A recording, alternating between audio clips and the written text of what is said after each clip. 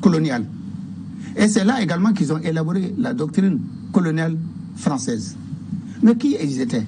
Borgny Desbordes, c'est lui qui a conquis Bamako. Lui, Archinard, c'est lui qui a conquis Ségou. Les frères Bonnier, Charles Machin, Odéou, Joseph Gallieni, Joseph Joffre, Jean-Baptiste Marchand, Baratier, Pontet et Germain. La plupart de ceux-ci ont fini généraux dans l'armée française dans les postes les plus élevés. Mais là où on peut dire qu'ils ont acquis une certaine expérience et tout, ça a été au Mali.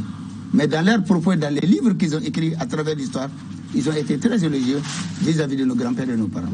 Pendant vos 2 mandats, vous avez laissé l'image d'un président bâtisseur, et à entendre les ancêtres que vous citez, certainement vous avez voulu suivre leurs traces. Leurs traces, c'était trop des Salif. Je pense qu'ils ont tellement de qualités que je n'ai pas, mais j'aurais voulu être parmi un d'eux. Je me rappelle, vous savez, je vais raconter une petite histoire. À Saboussiré, il y avait Nyamodi. Nyamodi Sissou. La ville de Saboussiré a été le premier attaqué, et Nyamodi a été le premier chef tué. Parce que lorsque ces hommes ont compris que la guerre était perdue plus ou moins, ils ont voulu traverser, ils ont tiré par canon sur la pirogue dans laquelle il était, et il a chaviré. Et lorsque je suis parti à Saboussiré pour le fête de l'indépendance, j'avais lu dans l'histoire, et les gens de Saboussiré avaient attiré mon attention sur un point. C'est que ma propre maman, qui s'appelle Mabo Sissoko, venait de Saboussiré. Et le même Nyamodi était le père de Famori. Famori est le père de Boubou, et Boubou est le père de Mabou. Et Mabou est ma maman. Lorsque j'ai dit ça, on me dit, mais comment? Celui-là, il devait se donner de l'importance. Mais qu'est-ce qu'il raconte comme ça? J'ai dit, dans tous les cas aussi, ce qu'on a fait, attention. Nyamodi n'était qu'un petit roi de village. Moi, je suis président de la République. Donc, je ne veux pas sa place. Au contraire, c'est lui qui doit m'envier. Donc, Salif, pour la plaisanterie et tout, c'est ce que je voulais dire. Salif, c'est vrai, j'aurais voulu, je souhaite être compté. Et si l'histoire doit arrêter, je souhaite être quand même ceux qui ont participé à bâtir. On est tellement nombreux, les équipes et les intelligences et tout, que je ne peux que m'enorgueillir. Et raison pour laquelle il faut remonter les crises que nous connaissons aujourd'hui. Ces crises qui nous sont venues, il faut le remarquer, d'autres régions africaines, et qui malheureusement ont envoyé chez nous, ou nous ont créé des problèmes avec le GSPC, avec Al-Qaïda et d'autres mouvements. Mais il faut retenir quand même quelque chose d'extrêmement important. C'est ce que les gens ne comprennent pas. Nos jeunes, depuis 2000, ils combattent jusqu'à aujourd'hui. Ils n'ont pas arrêté. Fatigués, épuisés. Malheureusement, dans le matériel militaire, tout se consomme en commençant par l'homme lui-même. Ce n'est pas une chose aisée. Parfois, lorsqu'on perd quelque part une seule bataille, on pense que, ah ouais, non, cela également fait partie. Il y a beaucoup de choses qu'on gagne, on parle moins. Raison pour laquelle il faut encourager. J'ai beaucoup aimé, par exemple, une émission que je vois, ou bien un slogan que je vois dans la télévision malienne. Makma et ces gens qui sortent pour dire comment ils pensaient. La première fois que j'ai regardé, j'ai dit, mais qu'est-ce qu'ils veulent dire? À force de regarder, j'ai compris le message et j'ai vu que c'est un très bon spot. Ces jeunes gens la mérite d'être aidés. À une certaine limite, c'est comme 2 équipes de football qui s'affrontent. L'équipe de Mali et une autre. Nous n'avons pas d'autre choix que de supporter la nôtre. Et ces jeunes gens, ils ont besoin de ça. Parce qu'au-delà de tout, c'est qui est le plus important.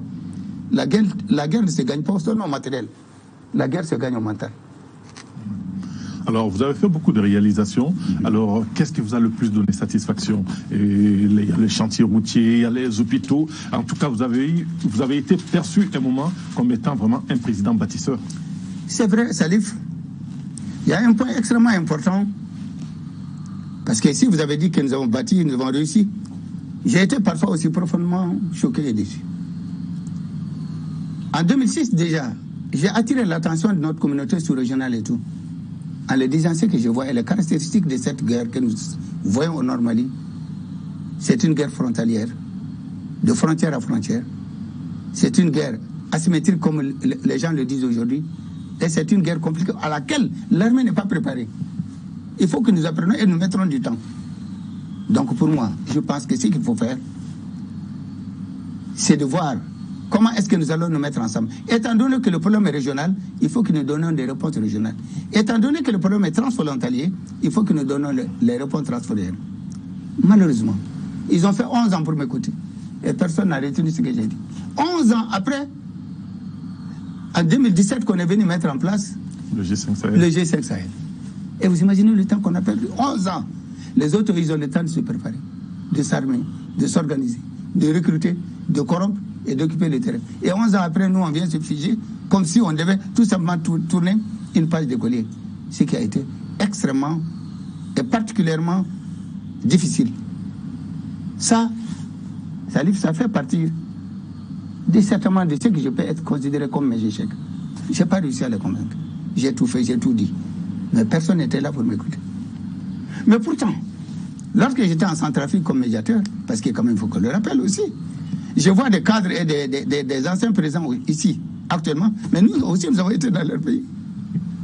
Oui. Mais vous avez vu comment l'histoire tourne. Je ne vais pas les citer, ce sont des amis, et ni les indisposés ou les gênés. Mais c'est pour dire tout simplement que cette roue qui tourne, moi je suis convaincu que si on nous avait écouté à l'époque, je ne sais pas si on allait trouver la solution des signes, mais en tout cas, ce qui est certain, c'est qu'on aurait fait mieux. Et donc, ce côté également m'a beaucoup gêné, énormément gêné, mais c'est comme ça la vie. Vous avez parlé du G5 Sahel qui est venu 11 ans après. Est-ce que vous pensez qu'aujourd'hui, 11 ans après, ça peut inverser la tendance? Oui, mais le fait que le G5 Sahel est là, c'est déjà une chose. Mais là où il faut dire, et comme septembre, moi je le dis, j'en suis ce que j'ai dit, c'est l'intervention des Serval. En tant que soldat, je ne suis pas fier que d'autres viennent intervenir à notre place. Mais nous aussi, nos grands-pères ont intervenu dans les différentes guerres qu'ils ont connues aussi. Donc c'est donnant, à la limite. Nous sommes partis pour la liberté et ils sont venus pour la liberté aussi. Donc je ne vais pas rentrer dans ces débats.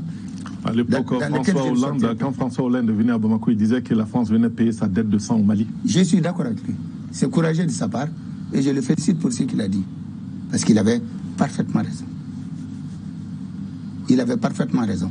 Lorsque j'étais en Centrafrique, je commandais les forces qui étaient d'une manière, et j'étais le médiateur qui représentait les chefs d'État du Gabon, du Burkina Faso, du Mali, du Sénégal, la République centrafricaine elle-même, du Bénin. Donc j'avais une troupe d'à peu près de 4000 bonhommes, plus l'armée française qui était stationnée à Bangui. À l'époque, lorsqu'on a vu que la situation était difficile, et après réflexion au niveau officier, on s'est dit que notre carence la plus importante, c'était les capacités. À ce moment, qu'est-ce qu'on a fait? On a mis en place le recamp, les renforcements des capacités. On n'a jamais fait le point pour savoir où est-ce qu'on était. Et immédiatement, un beau jour, on a pris un nouveau concept. Et ce nouveau concept-là, c'est G5 Sahel. C'est pas mal. Ils ont fait un énorme travail. Ils sont venus se battre pour nous. Et nous aussi, on s'est battu pour eux. Il y a pas mal de dettes qu'on paye aujourd'hui, c'est nous. Ils viennent payer des dettes qu'on a données. Donc il n'y a qu'une honte à ça. Mais cependant, le recamp qu'on a fait, ça c'était le renforcement des capacités. Ce concept aussi a tenu et a été particulièrement important. Mais je pense que l'un comme l'autre, ce sont des moyens de renforcer, de nous aider. On ne peut que s'en féliciter. Vous avez parlé de votre expérience en Centrafrique. On peut dire également que dans le cadre de l'ECOMOG, le Mali était l'un des principaux fournisseurs de militaires. Parfaitement. Le Mali a fait la Sierra Leone. Nous avons fait le Libéria. Nous avons fait tous ces pays. Et moi-même, je suis parti au nord du Mali, en Centrafrique, où je suis resté 2 ans et demi. Je suis revenu avec toutes les médailles qu'on pouvait donner du Tchad, de la République centrafricaine, du Gabon. Pour les soldats, c'est les médailles qu'on nous donne. Tant mieux aussi. Je les ai accrochés chez moi à la maison et je vais les remettre à mes petits-enfants un jour. Donc c'est pour vous dire que la récompense des soldats, c'était ça. Alors vous avez parlé de ce qui vous a un peu gêné, qui n'a pas pu aboutir, mais quelles peuvent être considérées comme vos grandes satisfactions? Mais ma grande satisfaction, c'est qu'à un moment, Salif, j'ai souhaité me présenter aux élections présidentielles et tout est parti. C'était pas mon ambition, c'était pas d'être président. J'ai fait la transition dans des conditions extrêmement difficiles. C'est pour ça que lorsque je vois tout le monde courir derrière la transition aujourd'hui, je suis surpris. Autant de Mimba là-haut. C'est pas facile. Et moi, vraiment, s'il y a un point où j'ai souffert, et énormément souffert, c'est la transition au Mali. Mais le plus important aussi, c'est que nous les avons amenés au bon port. Parce qu'il ne faut pas que les gens oublient, on ne refait pas le Mali avec la transition. Mais ce qu'on fait avec la transition, c'est d'aider à finir la transition. Et finir la transition, c'est le mettre en prison démocratiquement et convenablement élu. Et cela est important. En 2002, j'ai souhaité, après l'appel de Dakar, il y a des cadres de Dakar et bien d'autres cadres maliens que je ne citerai pas. On fait une lettre, ils m'ont envoyé pour me demander, nous pensons que tu dois être candidat. Ah, j'ai dit, je n'étais pas préparé à ça. Il dit, réfléchis. J'ai décidé, j'ai fait un programme. Et là, à l'époque, le programme s'appelait Demain le Mali. Qu'est-ce que le Mali va devenir demain? Et lorsque j'entends des gens dire aujourd'hui qu'on peut Mali croire là, j'ai dit que moi j'en avais passé aussi. Et après maintenant, en 2007, lorsque je devais reprendre, à ce moment j'étais plus aguerri, c'est là que j'ai mis le programme de développement économique et social. Donc c'est à partir du moment où tout a commencé. En 2002, le Mali n'était lié par le bitume que sur 3 pays. Et en 2012, c'est pratiquement à part l'Algérie qui avait l'axe sahélo-sahélien, tout le reste était bitumé. Que ce soit Bamako, Côte d'Ivoire, Burkina, la Guinée, tout a été bitumé.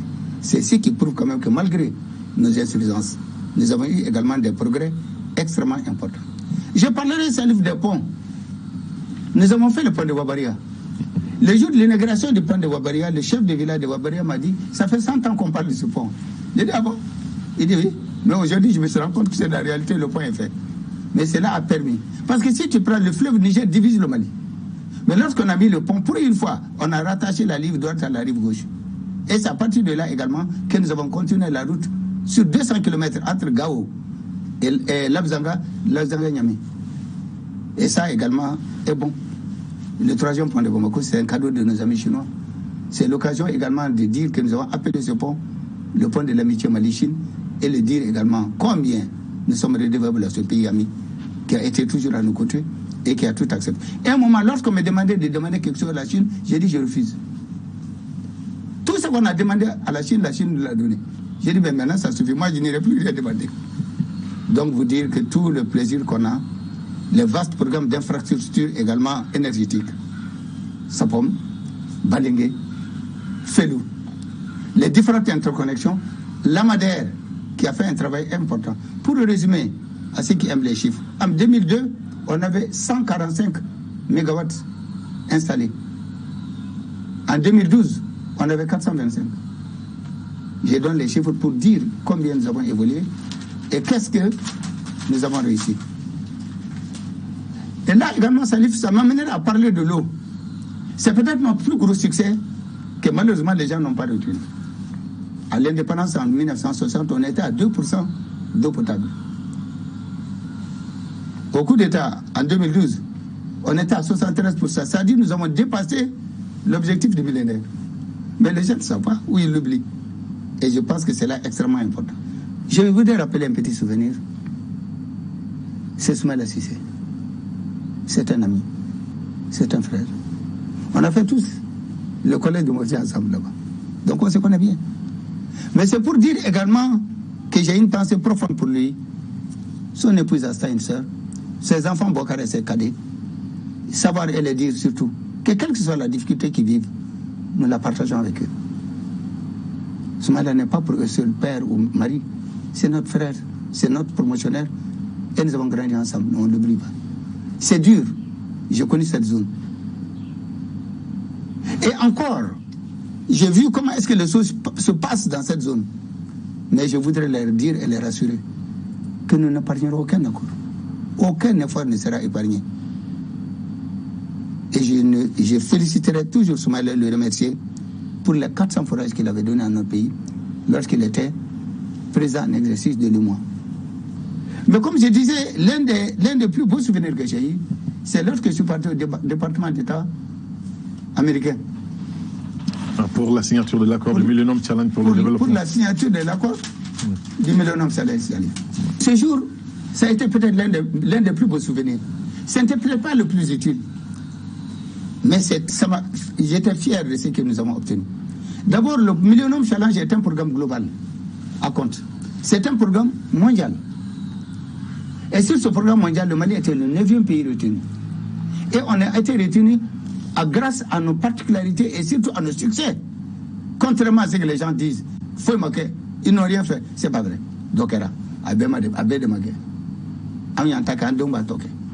Ça également, il va falloir qu'il accepte. Mais qu'est-ce qui est parti? C'est 277 milliards que les États-Unis ont mis cadeau à notre disposition. Nous avons fait à la Tona, avec tout ce que cela a représenté du village millénaire, et d'autre part également, c'est avec ça que nous avons fait l'aéroport de Bamako. Et que nous avons poussé jusqu'à 3200 mètres. Donc, des efforts extrêmement attachés. Le jour que je suis parti, le Mali était le 9e pays au monde à bénéficier du programme et le 3e en Afrique. Mais ce qui me fait mal aujourd'hui, c'est que depuis que nous sommes partis, depuis le coup d'État de 2012, le Mali a été effacé du programme. C'est-à-dire que nous sommes en train de perdre l'argent gratuitement. Et j'entends que tout simplement un pays voisin côté qui vient d'avoir 500 milliards. Parce qu'il y a beaucoup de critères qu'on ne remplit plus, les critères économiques, les critères de respect des droits de l'homme, de démocratie, voilà, il y a énormément de critères. Et ils évaluent eux-mêmes. Évidemment, moi, si tu me demandes, je serais plus complaisant. Mais eux, ils ne sont pas complaisants. Ils ont dit que pour les critères démocratiques, les critères de droits de l'homme, les critères de la gestion, les critères de gouvernance, vous ne remplissez pas les conditions. Si tu ne remplis pas, on te barre. Et si tu fais un coup d'État, on t'efface. Donc c'est là également, ça est extrêmement important. Vous avez parlé tout à l'heure de la transition, la difficulté que vous avez eue. Ça a été 18 mois, pas très facile pour vous? J'ai fait 14 mois. 14 mois, oui. Pas facile. C'est pour ça qu'aujourd'hui, lorsque je vois les gens se battre à raconter des choses, j'ai dit, non, je crois que nous sommes en train à la croisée des chemins. Quelque chose d'extrêmement important pour l'avenir de notre pays. Il va falloir qu'on réussisse. Nous n'avons pas besoin d'aller apprendre à qui que ce soit ce que c'est qu'une transition. Nous avons fait une transition qui a fortement réussi avec celle du Bénin. Et nous sommes prêts à donner des leçons. En avoir, oui, on peut toujours apprendre chez les autres. Et c'est là aussi, dans une certaine limite, est importante. Je pense que ça également, il va falloir qu'on tienne compte. Alors, sur les 60 ans d'indépendance du Mali, Monsieur le Président, presque la moitié du parcours a été réalisé sous le multipartisme. Vous êtes un des acteurs de mars 1991. Quel bilan politique aujourd'hui dressez-vous de la démocratie et de la gouvernance au Mali? Parce que ça a fait couler beaucoup d'encre et de salive. Salive, si j'ai dit que tout a été parfait, les gens me diront que c'est fou. Surtout les Koulibaly et les Keita, ce type-là, il est complètement fou. Et en partie, c'est vrai que c'est fou. Parce que c'est pas vrai. Nous avons fait des efforts. Nous avons eu des réussites. Nous avons fait des échecs. Nous avons eu des regrets. Le plus important, c'est de reconnaître nos regrets et de les répandre. Je vais vous dire une chose. De 1960 à 2020 aussi, il faut dire quelque chose. Ce n'est pas une gloire. Il y a eu 4 coups d'État. Et je suis très mal placé pour en parler. J'en ai fait et j'en ai suivi. Mais je sais de quoi je parle. Je ne suis pas convaincu que c'est par les coups d'État que nous allons sortir notre pays du gouffre. Il faut qu'on mène les débats jusqu'au bout. Mener les débats à partie et laisser les militaires venir régler notre problème, ce n'est pas une solution. Ce n'est pas leur rôle à eux. Et nous également, nous ne devons pas être aussi carents de ne pas pouvoir mener un débat où nous devons trouver des réponses politiques aux questions politiques. Mais lorsqu'on donne des réponses militaires à des questions politiques, c'est difficile à expliquer. Certains me diront, mais pourquoi il a dit ça? Je le dis, je l'assume. C'est mon pays. Et je pense que si nous ne disons pas la vérité, il faut que d'autres le disent. Là également, j'en suis. Mais à l'époque, qu'est-ce qui s'est passé, Salif? Nous avons été obligés de voir qu'est-ce qu'il fallait faire. Parce qu'on a compris nos insuffisances. Nous n'avons jamais voulu assez qu'on modifie la Constitution. Je me rappelle à la transition, j'étais même président des sciences. Donc il y a 2 choses sur lesquelles j'ai dit que je ne marche pas. On a parlé de désobéissance civile. J'ai dit, moi je ne comprends pas, je suis un soldat. J'ai passé toute ma vie, on m'a dit d'obéir, et vous venez me dire désobéissance. N'est-ce pas familial? Mais le groupe qui le demandait avait ses raisons, et ils étaient plus nombreux, et démocratiquement, ils ont gagné. Mais cependant, il y a le deuxième volet qu'il y avait, c'était de voir qu'est-ce que nous pouvons corriger. C'est à ce moment que j'ai pris contact avec Daba Diawara. Un cadre, vraiment, l'un des meilleurs qu'on pouvait avoir dans le domaine du droit et dans ce domaine précis. J'ai dit d'abord, il faut qu'on mette un groupe en place. Et il va falloir, parce qu'on voit qu'il y a des difficultés dans la gestion démocratique que nous sommes en train de mener. Si on ne les corrige pas, un beau jour, ça va nous créer des problèmes. Et je pense que cela est important, il faut que nous l'acceptons. On a pris un groupe d'à peu près une vingtaine, trentaine. Ils ont travaillé pendant près de 1 an et demi et on a reconverti ça avec ce qu'on a appelé le CARI à l'époque.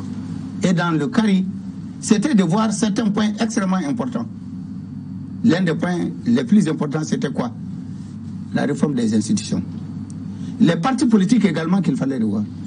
La charte des partis, le code électoral. Il fallait également qu'on essaie de voir également quelque chose, les élections. Parce que tous les problèmes que nous avons aujourd'hui, c'est la mauvaise organisation de nos élections. Et vous avez vu les derniers que ça nous a monté comme tort. Nous avons demandé que désormais, les documents sont prêts. Si demain, Salif, je devais rendre service à ceux qui vont gérer notre pays, je les dirais, prenez ces documents. Pratiquement, ils ont réfléchi pendant 3-4 ans.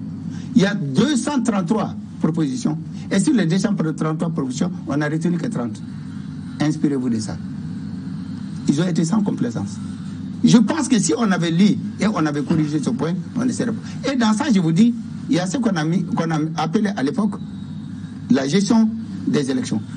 C'est-à-dire on allait mettre en place un organe indépendant pour l'organisation des élections. Tout. On ne va pas s'éparpiller. Mais on ne peut pas comprendre. Moi, en 2002, lorsque j'étais candidat, c'était la CENI qui s'en occupait. En 2007, lorsque j'étais candidat, c'est la CENI qui s'en occupait. Après, en 2013, c'est le ministère de l'administration territoriale. Mais retenez une chose. Tant que le ministère organise, le gouvernement en place ne perdra jamais. Et il faut qu'on ait le courage de nous le dire. Et si on voit aujourd'hui le problème qui nous arrive, l'un de nos dérapages est venu de là. Il faut un organe correct, équipé. Cet organe a ses démembrements jusques dans nos arrondissements. Et à l'extérieur également, auprès de notre diaspora. Il va falloir qu'au sein de tout ça, qu'on puisse rassembler, qu'on mette des gens. Ils sont 15 qu'on a retenus et proposés. Donc moi je pense, ce document qui a été fait à l'époque est une bonne. Il parle de l'organisation des élections. Il parle également de la société civile. Et il parle de l'amélioration et la protection des droits et des libertés. Ça dit. Il n'y a pas longtemps que j'ai lu ce livre.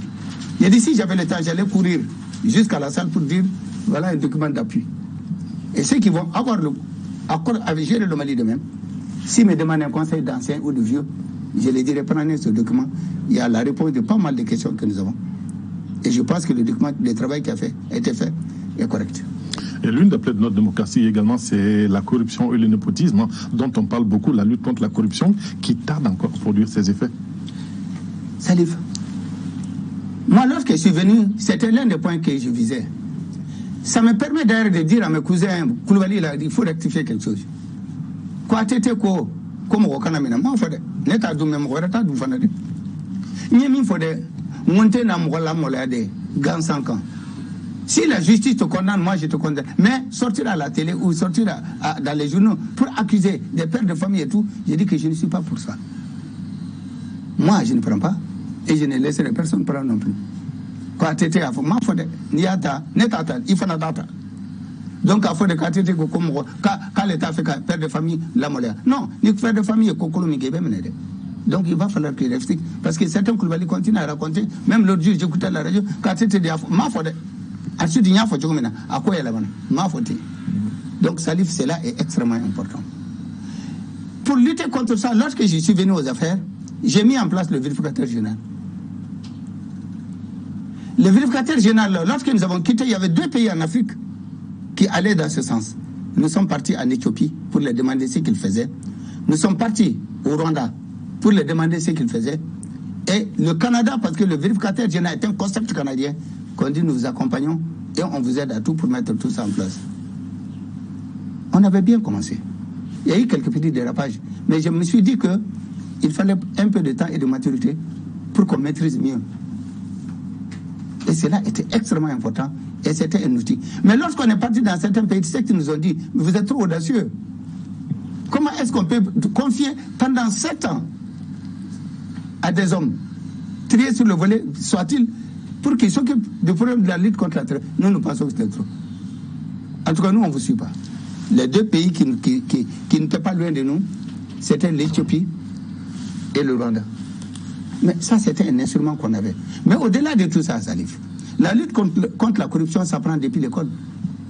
Nous, lorsqu'on était dans les petites classes, on avait 2 exercices classiques. Instruction civique et morale. On nous apprenait.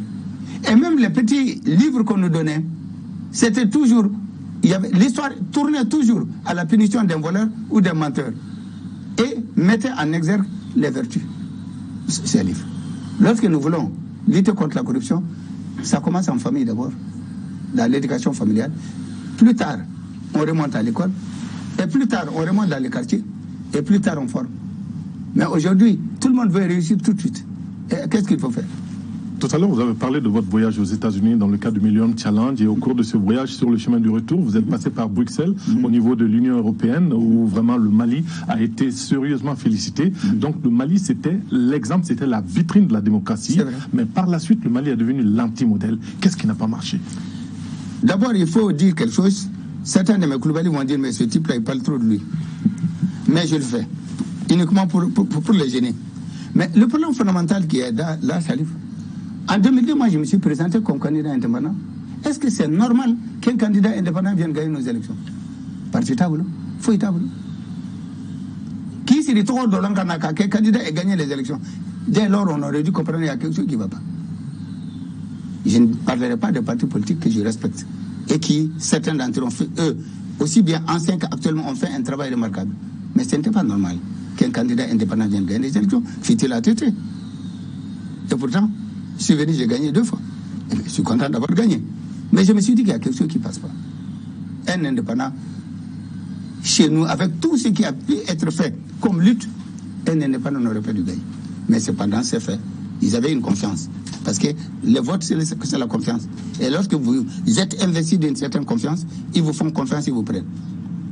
Donc, ça livre ce point est un point sur lequel nous devons tenir compte. Ce qui veut dire que quelque part, et sur certains aspects, les choses n'ont pas marché comme on le souhaitait. Et aujourd'hui, il faut que nous ayons tout simplement le courage de revoir les choses. Ensuite, les mentalités ont changé, ça. Imaginez-vous, avant qu'on dise quelqu'un a volé ou il a corrompu, mais c'est la courage et l'avenir. Mais aujourd'hui, les gens sont pressés. Dès qu'ils commencent à travailler, il faut l'abattre. Où est-ce qu'il va lever cet argent? Ensuite, d'autres parlent de l'impunité. Les gens font ce qu'ils veulent et personne ne dit rien. Mais tant qu'il y aura l'impunité, il y aura la corruption. Je crois que là, pour aller dans ce domaine, c'est l'exemplarité qui compte. Salif, si on m'amenait pour dire qu'il y a des nouveaux, nos enfants, nos jeunes vont être des chefs d'État, quel est le conseil que tu vas leur donner?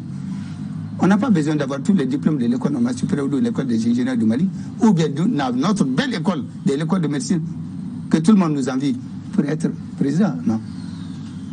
Le point le plus important, c'est de pouvoir avoir certaines qualités. Et parmi les qualités qu'on doit avoir un président, c'est d'abord l'exemplarité. Tu ne vas pas t'asseoir, regarder les gens en face pour dire que personne ne vole plus, or on vole, c'est dans ta famille. Et tu vas quand même dire, lorsque tu fais, on dit, mais tu as beau dire ce que tu veux, mais règle chez toi d'abord à la famille, à ce moment on verra. Donc l'exemplarité est l'un des premiers points.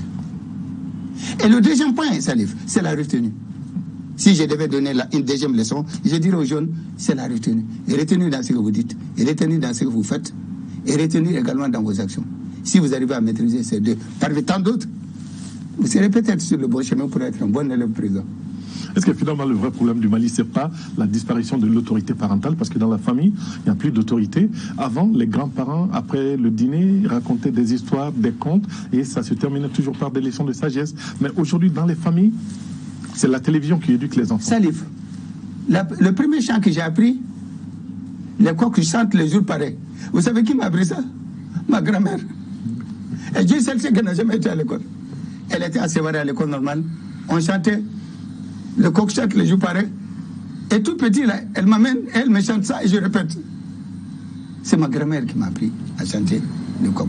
Mais là encore, on était 4 millions. Aujourd'hui, nous sommes 15, peut-être même 20 ou 18. Mais il n'y a pas quelqu'un d'entre nous qui peut jurer que ses enfants ne lui ont pas échappé. On ne contrôle plus rien. D'abord avec l'âge, avec le monde, avec les nouvelles technologies et tout. Avant, on affichait partout, interdit à moins de 18 ans. Maintenant, tu perds ton temps. Tu racontes tes histoires, les enfants, ils vont prendre leur comme ils le disent, leur tablette, leur téléphone, leur tablette. Ils peuvent accéder à tout ce qu'ils veulent. Donc, je pense que quelque part, il y a des choses qui ont changé. Mais je suis d'accord avec vous. La pression familiale était nettement plus importante chez nous, à notre temps, que maintenant. Maintenant, non. On n'a plus les moyens de pouvoir convaincre ses enfants. Et il y a des parents également qui ont démissionné. Il faut reconnaître. Et ensuite, il y a le quartier, le coin du quartier, la ville, l'école, ils ont pris.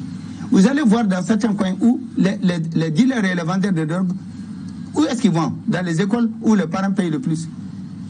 C'est là-bas qu'ils s'asseyent Et c'est comme ça qu'ils commencent à démarcher les enfants. Et ils les tournent de tous leurs objectifs possibles.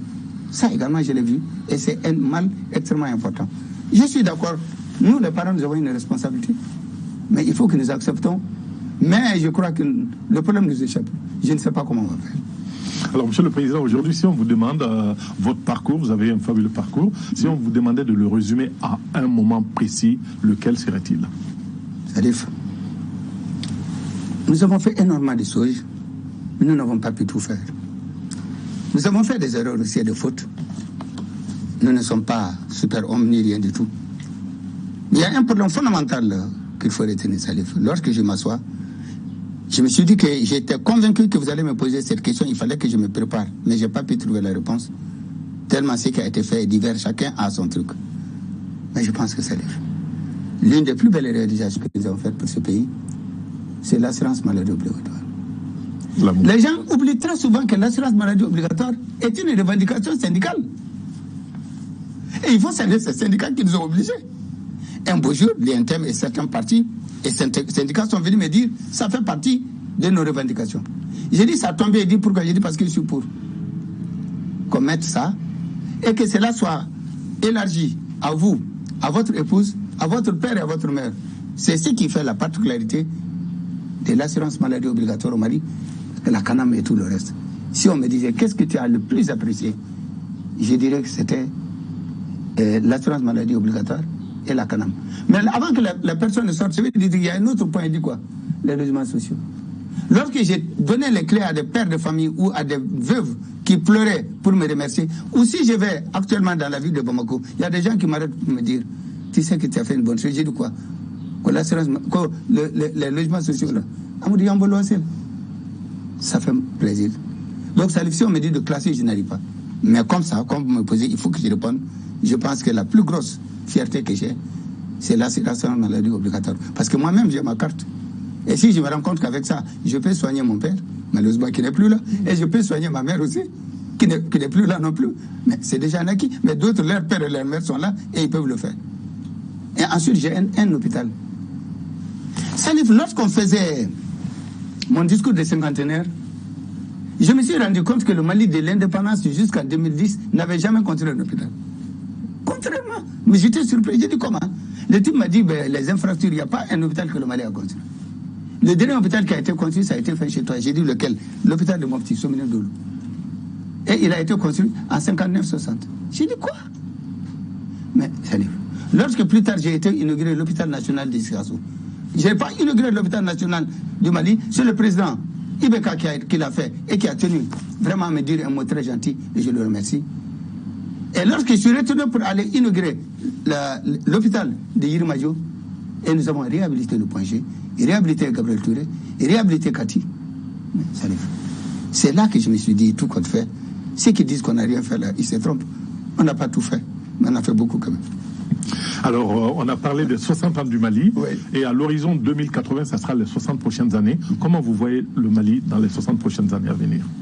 Salif, nous n'avons pas le choix. C'est à vous, nos enfants, que le Mali reviendra. C'est pour cette raison que j'ai toujours dit quelque chose à certains.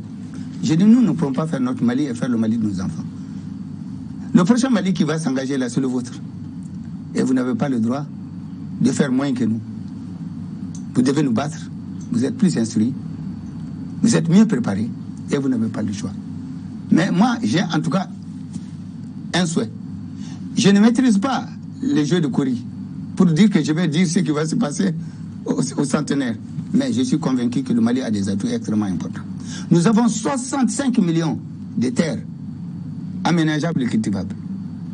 Nous avons les 3 ou 2 grands fleuves de l'Afrique de l'Ouest.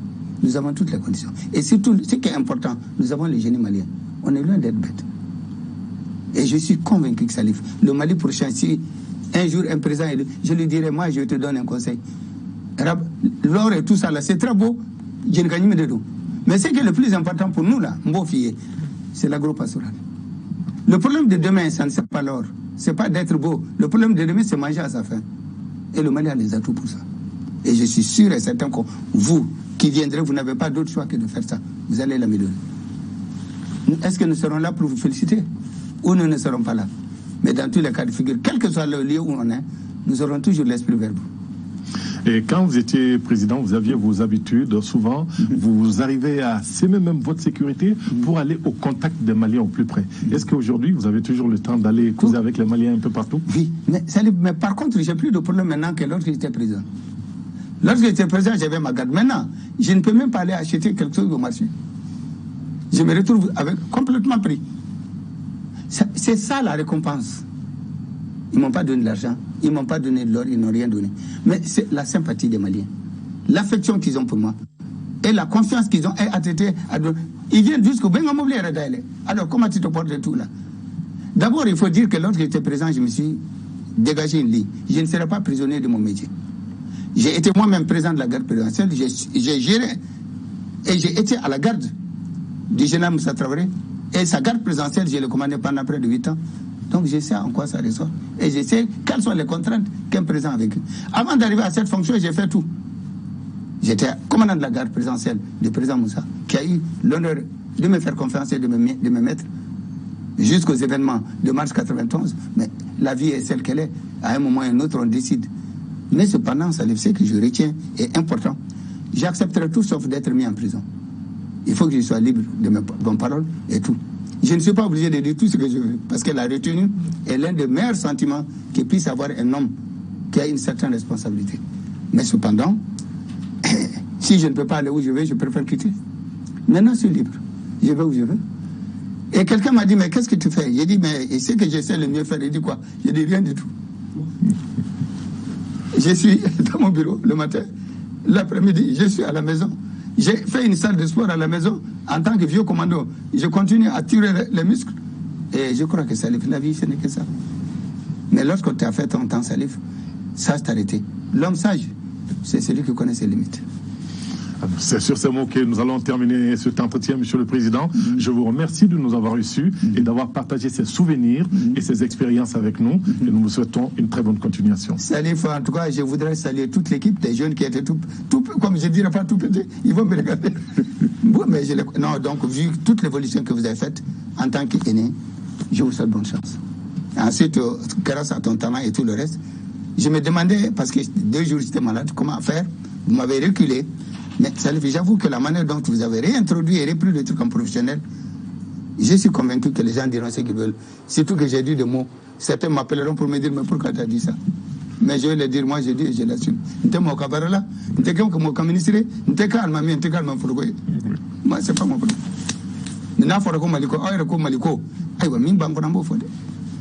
Donc, ça vous remercie du fond du cœur. Et tous mes vœux vous accompagnent. Merci beaucoup. Voilà. Mesdames et messieurs, merci d'avoir suivi cet entretien. Nous vous donnons rendez-vous très bientôt sur les antennes de l'ORTM pour d'autres événements de ce genre. Merci et à très bientôt.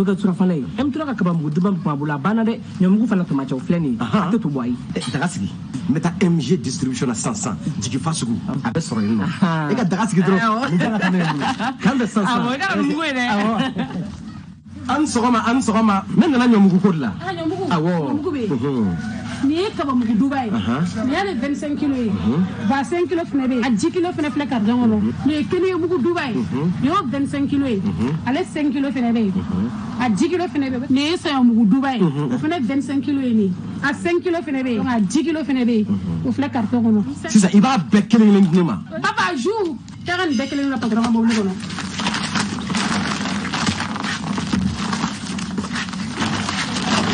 Mimi now Najona Kamamugu, Kenyamugu, ale sanyamugu, a beri flagi. Ni to bashi dege abe soron na duba on wasarasa wa abe soro fam yaro aya ne na dromo de fami na kote sanyamugu duba to Sans commentaire.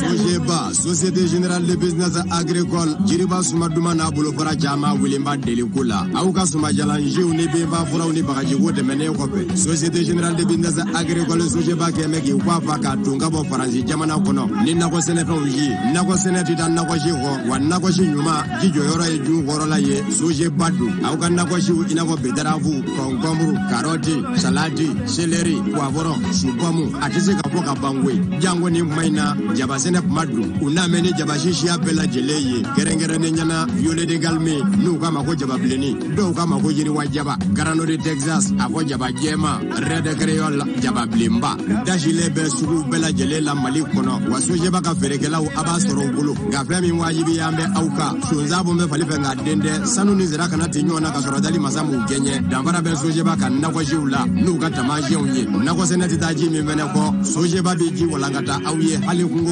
Banda Banda Kono, Togoda, Aniduguba, Nico Société Générale de Business Agricole Sojeba, Apotogoda la Moussa. Junior, tu sais? Attends, je vais chercher de l'alcool. Tu n'es pas à la page D. Ah, Il y a jeton rouge. Jetol. Apporte-moi de l'eau de coton. On dilue et voilà. Tu as mal? C'est quoi ça encore? Jetol est un nouveau produit qui lutte contre les microbes, les bactéries. Il est aussi efficace pour les linges. Je l'utilise aussi pour mes toilettes, carreaux et sols.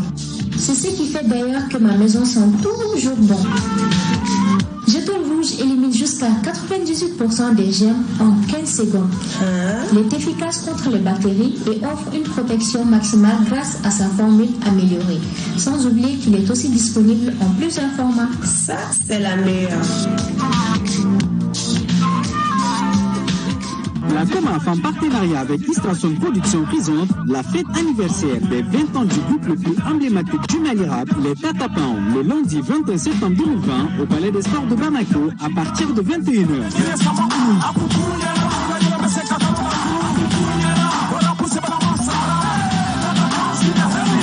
Les 20 ans de Tatapans, c'est 20 chansons et 20 artistes en live. Et c'est la fête de tous les rappeurs maliens. King Massassi, James Biner, Master Sumi, Milmo, Ibawan, Gaspi, Saoudi, Papson, Abawin, King Keji, Ami Reolo, Calibre 27, Niga Fama, Grand M, Darkeb, Mabjek, Papito, Yeli Fuzo, Yanko, Ampoulen, AK45 et Debeto. Alors rendez-vous au Palais des Sports pour magnifier les 20 ans du groupe Tatapan le 21 septembre 2020 à partir de 21h. Entrée, 1000 francs CFA, 5000 francs, VIP, 10 000 francs. C'est l'événement de la COMAF en partenariat avec Istration Production.